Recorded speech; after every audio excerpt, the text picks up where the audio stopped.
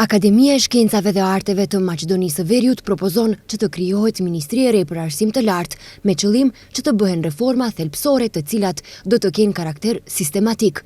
Kryetari Zhivko Popov në fjalimin e tij solemn me rastin e 80 vjetorit të konstituimit të akademisë porositi që arsimi i lartë duhet të trajtohet si prioritet strategjik për shtetin. Pamë-dyshje është konkluzioni se nevojiten reforma rrënjësore në fushën e veprimtarisë hulumtuese shkencore dhe arsimit të lartë.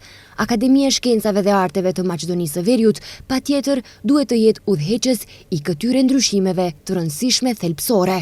Ata patjetër duhet të kenë karakter sistematik dhe të trajtohen si prioritete strategjike të shtetit, të cilat mes tjerash do të përfshinin edhe formimin e një ministrie të veçantë për arsim të lartë dhe shkencë.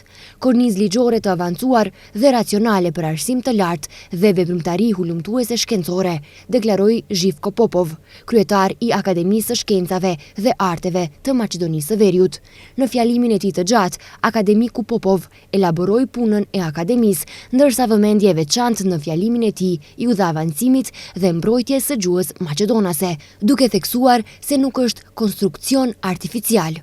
Akademia gjithashtu sërish do të punoj në një projekt me rëndësi të lartë nacionale për avancimin dhe mbrojtjen e gjuhës maqedonase. Në vitin kur shënojmë 80 vjet, me keqardhje duhet të konstatojmë se gjuha maqedonase është e vetmja gjuhë nacionale në Evropë, bashkë me gjuhën malazeze pa korpus të saj nacional.